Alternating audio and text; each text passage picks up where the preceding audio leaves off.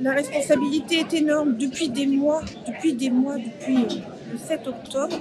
Nous disons qu'il faut qu'Israël arrête de bombarder Gaza.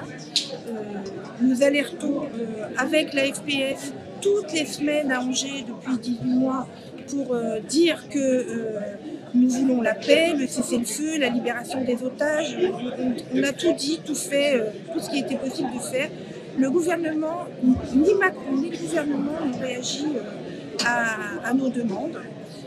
Au contraire, on nous a traités d'antisémites. Les médias se sont ligués contre nous. Encore ce matin, Léa Salamé sur France Inter a spécifié que nous étions d'extrême gauche.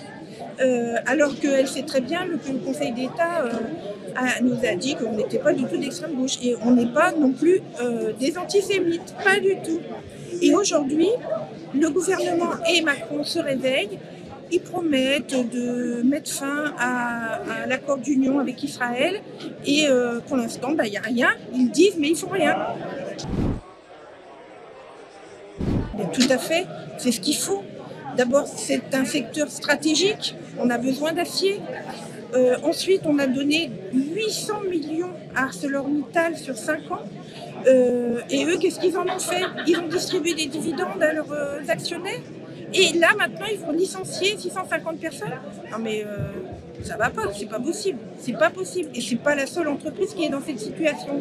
Voilà, toutes les entreprises des secteurs stratégiques qui sont en difficulté en ce moment doivent être nationalisées.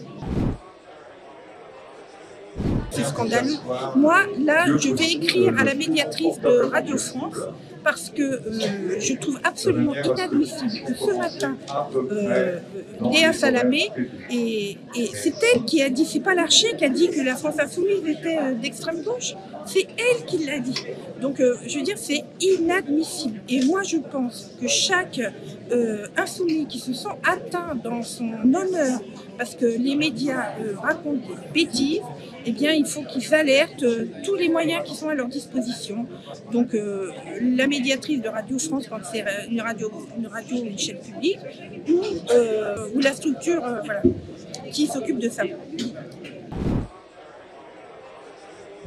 Eh bien, il va falloir très rapidement qu'on arrive à 2 États.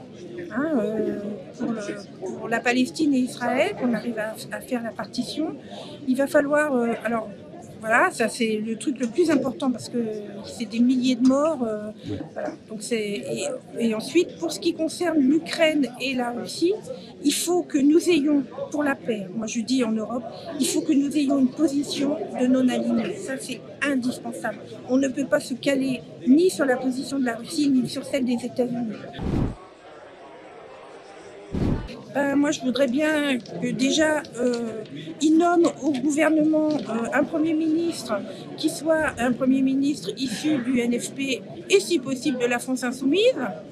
Et ensuite, et puis si ça lui va pas, il peut toujours partir. Moi, je serais preneuse qu'il parte et qu'on organise des élections présidentielles anticipées. Il y a tellement d'actes racistes.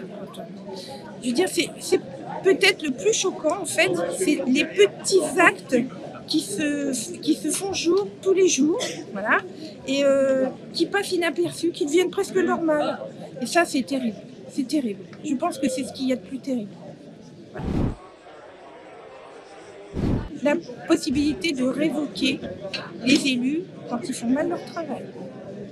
Merci Florence. Merci.